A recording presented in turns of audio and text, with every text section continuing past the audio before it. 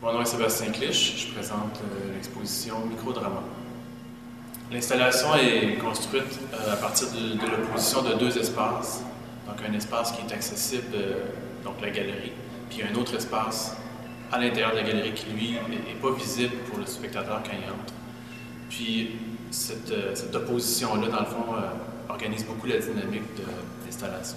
Il y a plusieurs éléments qui sont rassemblés ici, qui ont été construits, récoltés au fil des années, puis qui convergent vers ce récit-là. Il y a une espèce de maquette de cratère. On ne sait pas trop si c'est la maquette de quelque chose de plus grand ou peut-être l'agrandissement de quelque chose de microscopique. Bref, il y a ce cratère-là qui est une espèce de trace d'un impact, la trace de quelque chose qui est arrivé. Puis il y a des images, du texte, puis ce bureau-là.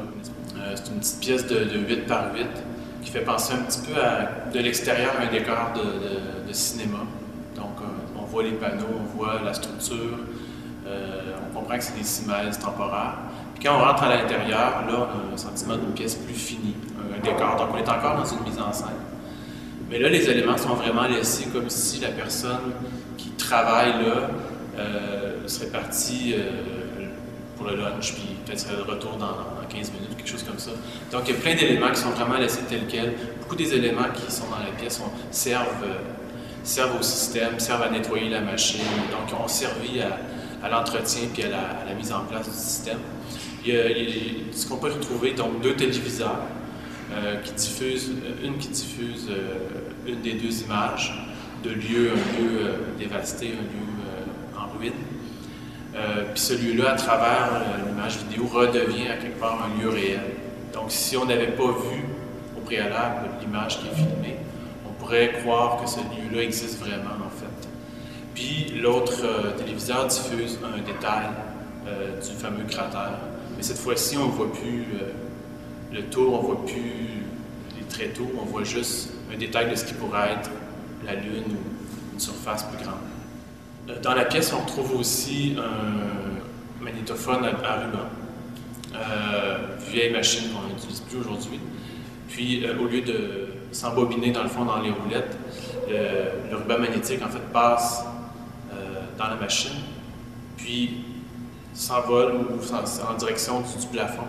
Puis, si on est attentif, on voit tout un réseau de rubans. En fait, c'est une longue boucle qui passe à travers le plafond, derrière moi sur le texte. Donc, qui fait une espèce de longue boucle de presque 2 minutes d'une musique qu'on découvre en mettant les écouteurs. En fait. Donc, ceux qui vont visiter l'exposition vont probablement se rendre compte que les lieux sont habités par quelqu'un, par un personnage. Donc, dans ce récit-là, on sent vite la présence de quelqu'un qui n'est pas là physiquement, mais qui occupe les lieux. C'est un peu à partir de la position de ce personnage-là qu'on essaie de comprendre ce qui s'est passé. Il y a un texte qui est derrière moi, qui est une espèce de parole, un mot de ce personnage-là, mais qui serait agrandi, puis qui donne un peu la condition, disons, psychologique de ce personnage-là.